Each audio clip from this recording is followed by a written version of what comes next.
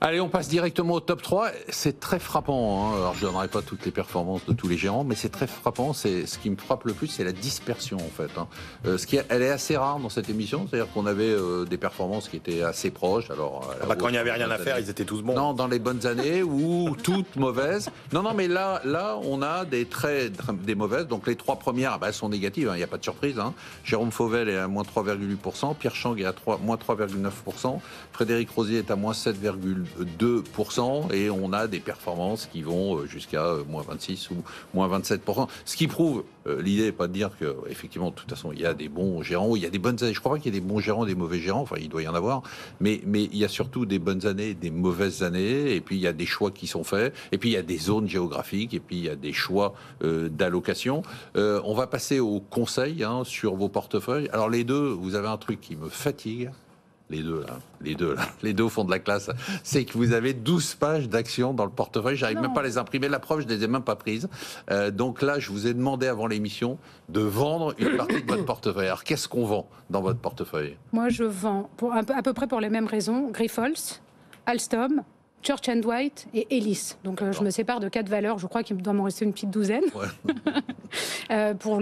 Pourquoi les mêmes raisons, en fait, à part Elis qui est particulièrement endetté, donc c'est une des raisons qui nous fait vendre, mais c'est que les perspectives de croissance, en tout cas sur un court à moyen terme, elles ne sont pas là sur ces sociétés-là, ou qu'on a mieux à faire, donc on a préféré quand même plutôt les céder. Mieux à faire, c'est quoi? C'est acheter quoi? Mieux à faire, on propose cette semaine d'acheter une société qui s'appelle Nexans, qui est cotée au SBF 120, une société française. C'est l'une des rares valeurs qui est positive cette année, qui s'en sort plutôt bien. Nexans, en fait, c'est un des acteurs mondiaux dans tout ce qui est technologie de câbles pour la transmission d'énergie. Donc, ils vont travailler avec l'industrie du rail, l'aéronautique. En fait, ils proposent des câbles. Ils se sont recentrés sur tout ce qui est justement électrification depuis 2021, ce qui a beaucoup plu au marché. C'est une boîte qui est très bien gérée, qui est bien diversifiée dans le monde, et elle est aussi à fond dans la transition énergétique, puisqu'elle essaye de proposer des solutions avec un impact carbone qui est limité. Donc on trouve qu'elle est à la fois sur une grande tendance sur laquelle on veut miser, boîte bien gérée et qui a des belles perspectives de croissance. Sébastien, vous en avez en portefeuille? C'est une des premières lignes d'Arbevel. Il n'y a pas de transition énergétique sans Nexans. En fait, c'est les câbles. Ah, génial. Et le seul sujet, c'est qu'il faut du cuivre. Consommation de cuivre en 2022, 20 millions de tonnes. Estimation pour 2030, 30 millions de tonnes. Et il y a à peu près des capacités aujourd'hui de 20 millions de tonnes. Donc on peut trouver 10 millions de tonnes dans les 10 années à venir. Qui va exploser. Mais là où Nexans c'est bien meilleur que les autres, c'est très bien géré aujourd'hui, ça l'était moins avant, c'est que c'est quasiment les seuls à avoir intégré le recyclage du cuivre dans leurs usines. Donc c'est déjà Qu'est-ce qu'on vend sur votre portefeuille et on remplace ça par quoi? Alors moi j'ai pas été là depuis un moment, donc j'avais de l'OVH qu'on vend. Et je vends aussi Big Ben et Nakon dans les jeux vidéo. À part le fait que je vous ai mis parce que vous m'avez un peu tordu le bras pour que je vende, donc c'est un choix.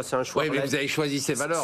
C'est un choix relatif parce qu'avec Pascal, on a beaucoup de lignes parce qu'on propose une vraie diversité de fonds aux personnes qui nous écoutent. Donc, par rapport à des fonds concentrés, sur longue période, la perf n'existe que quand elle est diversifiée. Quand vous avez 2 types, vous pouvez avoir de la bonne. Ça peut marcher une fois. La perf, elle n'est légitime que si elle est diversifiée. Alors là, pour les gens qui nous écoutent, il y a vraiment 2 écoles en matière de gestion. Ça va aussi loin que ça, parce qu'il y a au contraire maintenant de plus en plus de fonds qui se montent sur la thématique. On est des fonds très concentrés. On va prendre 10 ou 20 valeurs et pas plus, et on les connaît par cœur, et on ne va pas se diversifier. Et du coup, on va faire de la performance. Et puis, il y a votre école, peut-être que vous la décrivez, qui est de dire, non, au contraire, pour faire de la performance, il faut se diversifier. Moi, je pense qu'on pourrait vous dire... Comment vous vendez un fonds diversifié? Mais le seul juge de paix, c'est le temps, en fait. Ouais. Donc, une vraie perf, elle a 10 ans, elle n'est pas 2 ans. Ouais. Mais comment on vend un fonds diversifié? Parce qu'il faut bien qu'il y ait une thématique pour accrocher. Non, c'est pas un fonds. Un fonds. Moi, je pense qu'un fonds, par exemple, tu vois un top 10 entre 30 et 35% de ton fonds. C'est-à-dire que tes 10 premières lignes correspondent à un tiers du fonds à peu près. Alors qu'il y a des gens qui sont beaucoup plus agressifs. Il ne reste pas beaucoup de temps. Qu'est-ce qu'on achète? On achète Soprasteria, qui est une SS2I, une SN de qualité qui se paye 6 fois les bidas aujourd'hui. C'est-à-dire à peu près 20% de décote par rapport à sa moyenne 5 ans. Il n'est pas la peine de rappeler que c'est une industrie qui est aujourd'hui fondamentale, qui a une pénurie de demande, il y a une pénurie d'ingénieurs, qu'il y a une demande des entreprises qui est massive, pour toutes les raisons qu'on connaît. Et qui ne fait que s'accélérer. Qui ne fait que s'accélérer. Il ne fait que s'accélérer.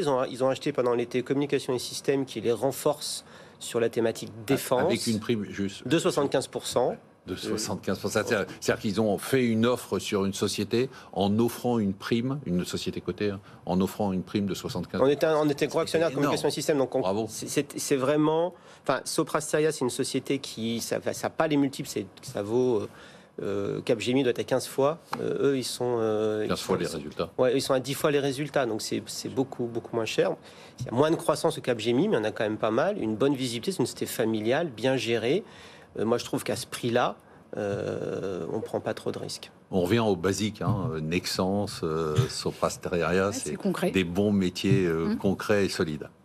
Moi, je pense qu'en ce moment, c'est la chose à faire, effectivement, parce que il peut se passer une baisse de marché demain, mais vous savez une chose, c'est que vous reviendrez à ce prix-là sur Sopra Steria à des conditions de valorisation de marché. Il n'y a pas de bulle, il n'y a rien de tout ça, quoi.